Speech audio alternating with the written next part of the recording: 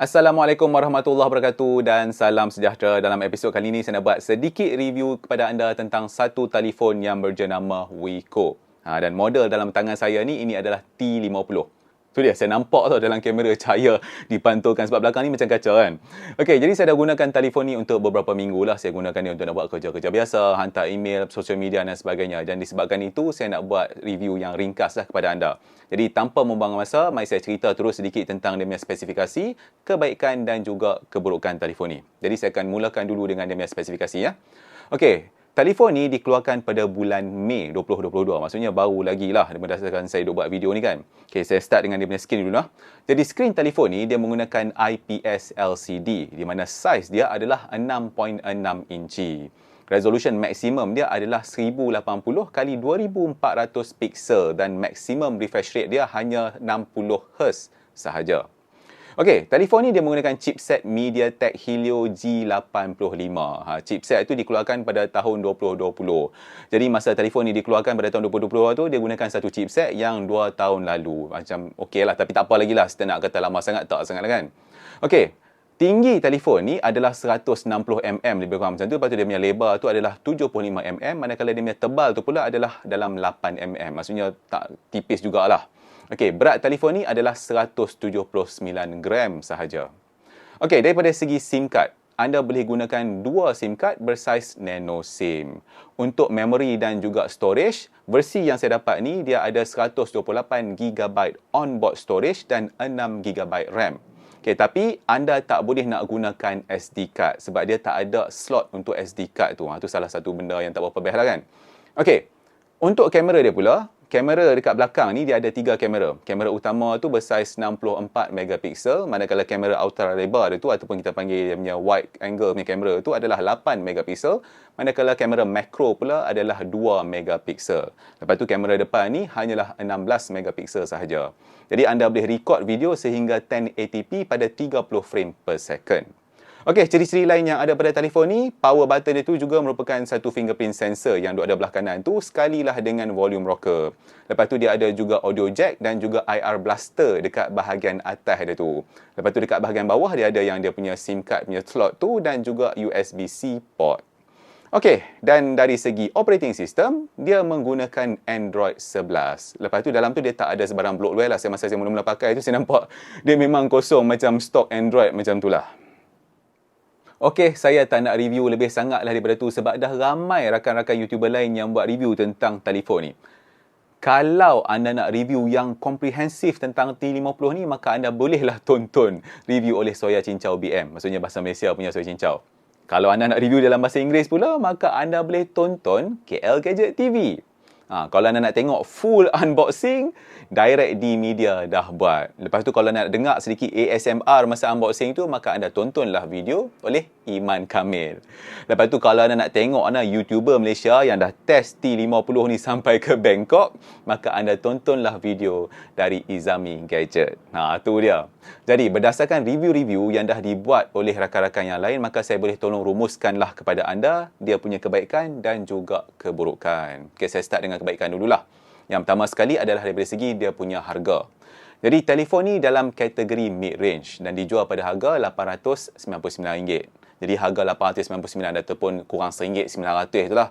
Pendek kata dalam kategori masih mampu milik lagi lah untuk satu telefon mid-range. Okey, lepas tu yang kedua adalah dia punya screen to body ratio tu. Dia punya screen to body ratio adalah 89.3%. Memang cantik. Kita hampir tak nampak dia punya bingkai ni. Jadi masa mula-mula saya tengok dia kata, dahsyat juga screen dia besar tu kan. Tu antara satu kebaikan dia.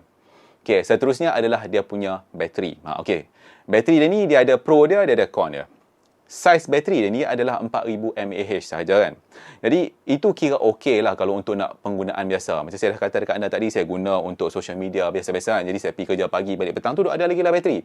Tapi kalau anda guna untuk katakanlah nak main game ke apa ke, dia akan makan bateri tu agak cepat lah. Benda yang resource intensive ni itu sikit. Tapi anda jangan risau sebab dia ada bagi sekali dengan charger 40W. Jadi anda bolehlah charge benda tu dengan cepat juga. Macam contohnya hari tu saya tengok bateri dia nak habis, saya charge balik sebagi full 100% tu. Saya rasa dalam sejam lebih macam tu lah. Tu dia. Okay, lepas tu dia punya kamera tu pun okey lah depan belakang tu. Tapi anda kena pastikan yang anda ada pencahayaan yang baik. Itu kita kena faham-faham lah. Kalau anda tak ada pencahayaan yang baik, gambar itu tak berapa nak sempoi sangat. Okey, itu adalah kebaikan dia. Daripada segi keburukan dia pula, secara rumusannya, tapi ni saya cerita yang daripada segi peribadi saya. Saya ada dua benda lah yang saya tak berapa nak minat. Satu yang dasarkan orang kata apa, glossy belakang macam kaca ni. Cap jari senang betul melekat. Saya tak larat nak sapu dah. Yang tu satu.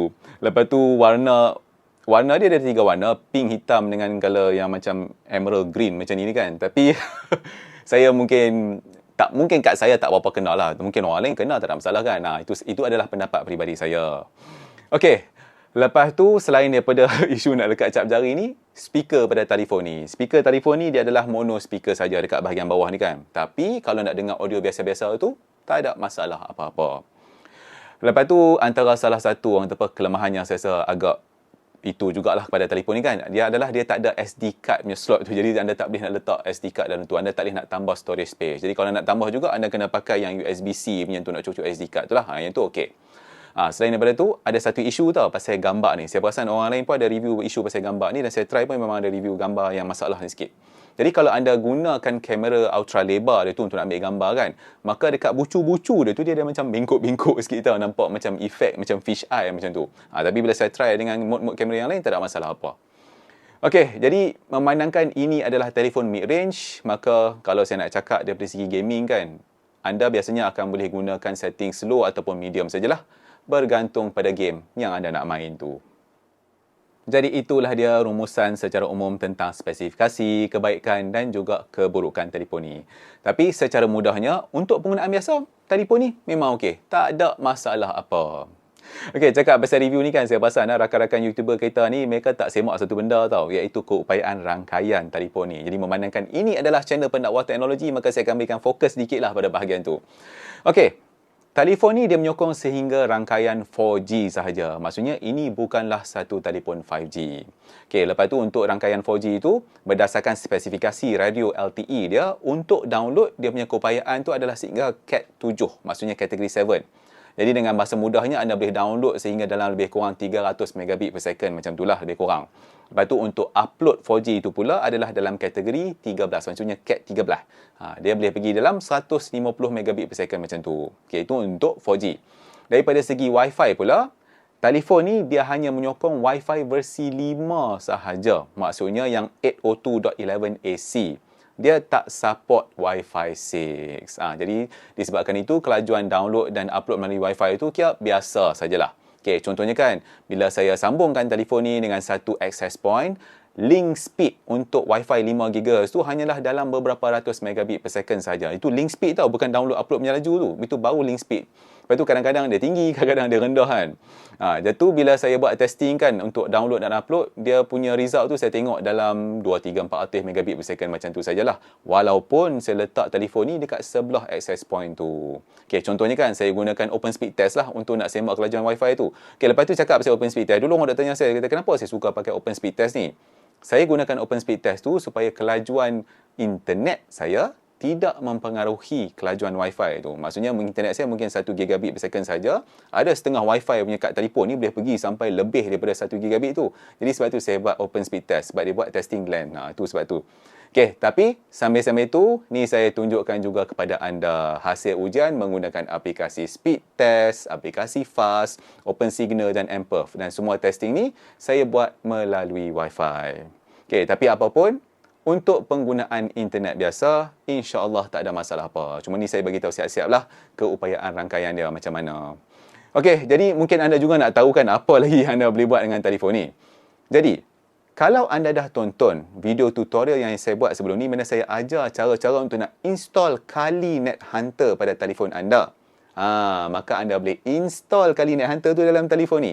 Saya dah buat dalam benda tu.